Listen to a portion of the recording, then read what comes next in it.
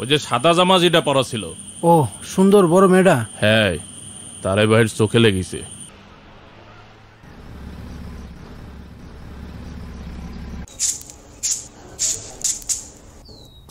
আয় এদিকে একটু দোয়া করে দিই। আমায় দিবা না?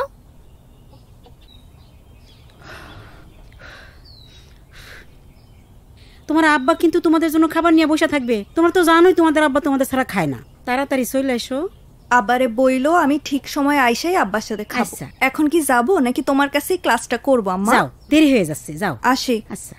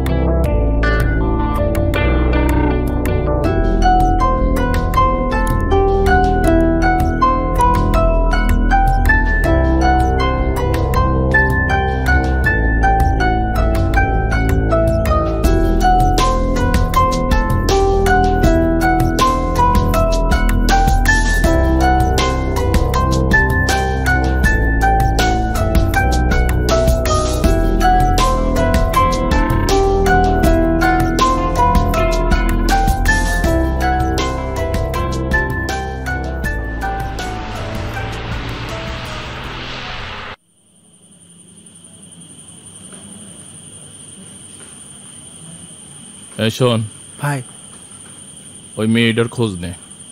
কোন মেয়েটা ভাই?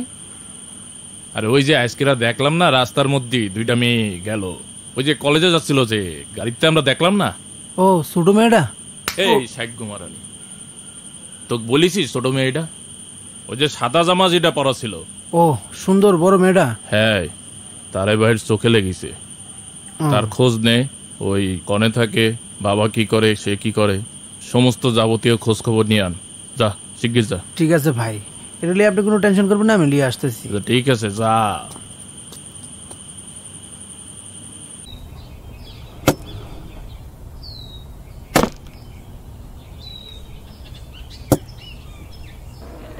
আব্বা, আব্বা আইসো রে মা। হায় হায়, এই ঠাটা রোদ্রে তুই খাড়া রয়েছ মা। যা তুই বাড়ি যা, অসুস্থ হয়ে পড়বি তোরে মা। আব্বা তোমার না আমি কইছি আজকে কাম করানো লাগবো না, দেখছো কি পরিমাণ রোদ উঠছে। এখন বাড়ি চলো তো, বাড়ি চলো।